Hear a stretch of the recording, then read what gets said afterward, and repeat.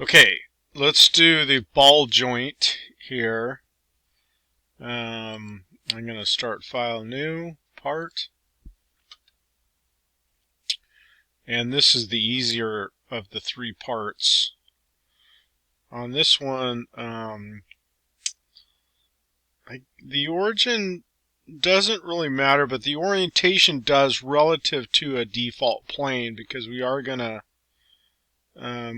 mirror, do one mirror. So when I sketch, I'll just select top, and what I'm going to do for this is I'm going to draw half of this profile. I'm going to use the line to arc function as well here. Line, zoom in, I'm going to go arc, line, arc,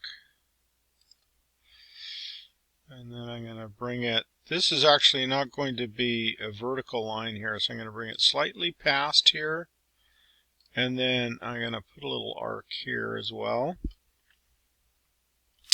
And I'll start this dimensioning from, it's going to be an inch. I forgot to confirm that. It kicked me out of the sketch. I'm just going to go back in, edit the sketch, and I'm in inch, and start smart dimension. The radius is 0.368. This radius is 0.375 times 2, because this is going to dimension this as a diameter on a full circle. I'm going to pull this in a little bit, and I'm going to make this point and this line coincident. And it looks like this line's coming over the top, and that's okay because I'm going to smart dimension from here to here. This is 0.25 divided by 2. And then this value here is 0.55 divided by 2. And this looks pretty good. This is, they're folding over itself, so I'll go ahead and dimension this radius first. Off the drawing, 50 thousandths. And then I'm going to make this arc, and this arc equal in size. And dimension also from arc to this shoulder is 0.475 on the drawing. Okay, so this looks pretty good. I do want to zoom in on this and show you this shoulder section, or neck. This has a tangent relation between each end of the arc and the line. The arc and the line is tangent, and also here the arc and the line is tangent. So each one of these arcs on each end is tangent to something. So this is really, that's really critical to make sure that's fully defined. So I've got I've got what, 2, 3 radius or diameter dimensions, 3 linear dimensions. It is missing one more dimension, and that would be arc center to arc center. Arc center to arc center is going to be, off the drawing, 2.8893. And it's not fully defined yet because of this. If you notice, there is a coincident relation from the part origin point to this line, but I can still move these entities back and forth along this line. So I actually I'm going to remove that coincident I'm going to move these entities off. And now what I'll do is I'll make this point, not the line, but the point and the part origin as coincident. And now it still shows underdefined, but I believe if I trim this correctly, I'm going to drag these over here. If I trim this correctly at this point, I think it will be fully defined. So you can take a look at some of the sketch relations I have here. This point has to be coincident with that. This line is what I'm going to revolve, use as the axis of revolution for my revolve. And I'm going to use the trim function, power trim, and I'm going to just drag this line down to here.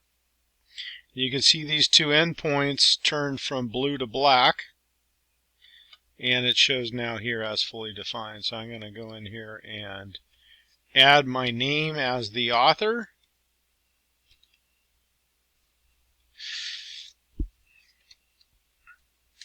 The title is going to be, on this one, it's ball joint arm.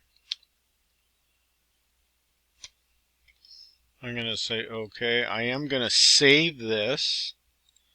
Save as, and what I did was I created on my desktop a ball joint assembly folder. And this is I used my last name and the name of the file, ball joint arm, and in this case I'm going to end up overwriting one that I had previously done. Now I'm not going to save my file like this, but it is fully defined, and now I'm going to Features, Revolve, and this blue box is prompting me to select a line or an axis of revolution. In this case I'm going to select this arc. It's 360. The shading on the closed contour sketch looks good. The preview looks good. I'm going to say yes. And with the shading, hopefully you can tell that there's a concave surface here. You can also change to a hidden line view. And if I go this direction, you can see now there's a hidden surface in there from that view. Okay, so with this orientation, I'm going to go normal 2. So this is my sketch plane. I'm going to look at these other sketch planes. I use the top sketch plane. If you can zoom out, you can see I use the top. So for my, you could use the top again, but for the finger I'm going to go ahead and select the front. So let's select sketch.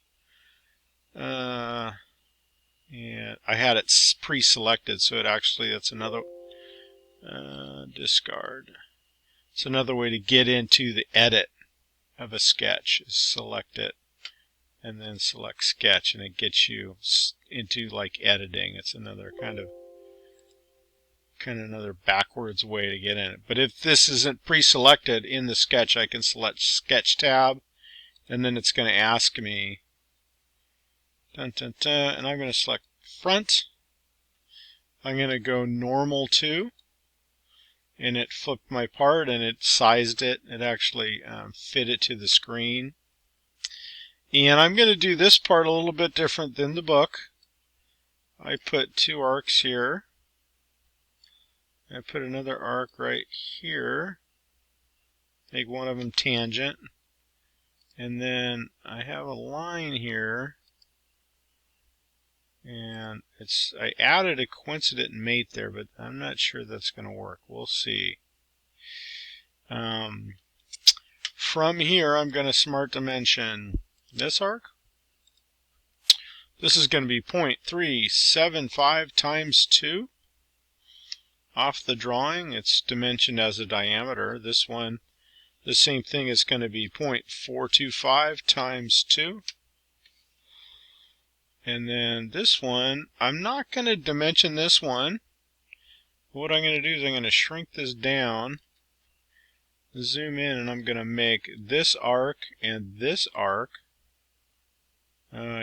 deselected them. Let's see, this arc and this arc, these two arcs selected here as tangent. Make sure when you do this that this center mark is on the inside of this outside arc, otherwise it will not work correctly. So now this is tangent. The diameter of this arc is going to be constrained by these two tangent relationships to these two defined arcs. So we know what that distance is. I think yeah, it's not on the drawing, but I think it might be dimensioned in the book. And that's not exactly how I do it. Now, another kind of wonky thing that I can do here is I can actually dimension. I'm going to dimension, there's a linear dimension from arc to arc, and let's see, I'm going to select this revolved edge to this arc, and on the drawing it is 2.893. And because it's a little wonky over here as well, because these two arcs were made and are concentric to each other, but it doesn't show that concentric sketch relation, which I think it probably should here actually. So this looks pretty good. There's one other dimension missing, and that is from, there's a few different ways to do this, but I'm going to do point. Zoom in a little. Let's do point to point. I think I had something else pre-selected there. Oh, I moved that. Let's go Control Z, back and try again. Let's go Smart Dimension from point to point. And I'm going to drag this out to here. Give this a 250 thousandths value. And dimensionally, this actually looks okay, but there's something else wrong. How can I move this up and down? Oh, it's not constrained vertically. So I'm going to select that arc center, my part origin. If you notice, this value moves with it, and make these two arc points as horizontal to one another. And it's close, but it shows underdefined with these two endpoints being an issue. But I'm pretty sure once I trim, I'm going to use this power trim and just go here to here to here. So it's still not going to trim this part as well away, so I have a closed contour, and I can zoom in and fit, escape the trim tool, and that coincident relation on this line is gone. So there's a few different ways to do it. I'm going to zoom in and try this one. Let me go, can I go to, not that edge, but I'm going to go to this edge. Let's try this. Before I do this, let's go to normal 2. That was kind of weird. Let's try it this way. Normal 2, the sketch, it flipped it around again. So, but in this view, I'm going to select this edge. I'm going to hold Control down and select this line. And I have here populated, they call it a silhouette edge, and I'm going to say this will be collinear. And done. And now that entity, both ends turn black.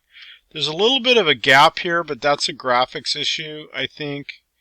When you zoom in real close, I think that is technically the edge. Using a silhouette edge. I think the book does it with like a point here or something, and there's other ways to do it with a center line, and you can dimension it from a center line and from this point vertical alignment. But that's the way I do it, and that's the way I'm showing in this demo. So try it this way or use the book. They're both the same outcome, that they are fully defined and dimensionally correct.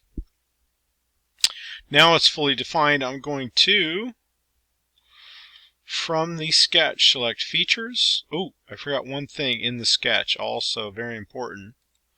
Go back, and I'm going to have to make a center line, and I'll use the part origin. It doesn't really matter what direction, just make sure it's a horizontal line. And the line length doesn't matter either with a construction line or a center line. It's really a construction line because you can use it at various places. The line length doesn't matter, so it still shows as fully defined. I'm going to now features, revolve, and it populated with the only line on here, or the only center line. So it populates here with line 4, which is again the construction line that I just created. The default revolution is 360 degrees. I'm going to change this to 75 degrees. And I'm going to do a midplane. Let's see, on the end condition, let's do a midplane, and we'll be able to mirror this.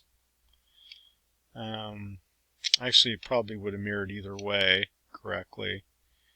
But with the merge and the correct dimensions, you can see there's no line, there's no seam in here. This merges these two revolved entities into a single solid model part. And to continue, let's select from the Features tab, Mirror.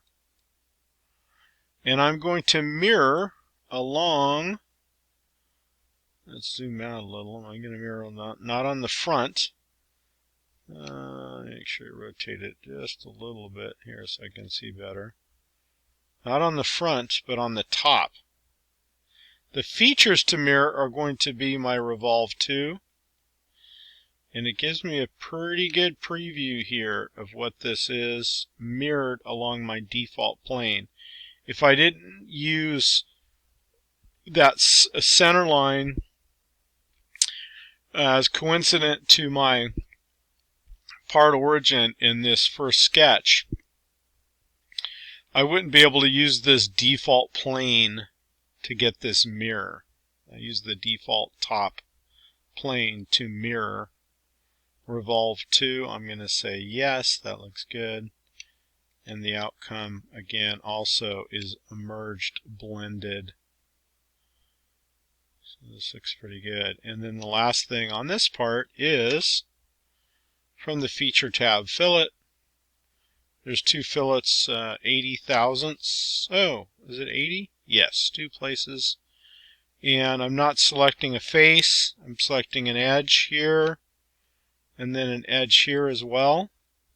And it's really important that you do this larger 80 thousandths face first. The smaller fillet is 15. I'm going to change this value here. Make sure it's accurate. 15 thousandths. And then I'm going to select also on this edges, and it will propagate those fillets along any tangent edge. And then you can't select the face in this because in this corner here it won't do this inside fillet correct. So it does these outside fillets and then these inside fillets, and it can't quite blend this correctly if you select those using the face option. It's 4 edges here for the smaller fillets.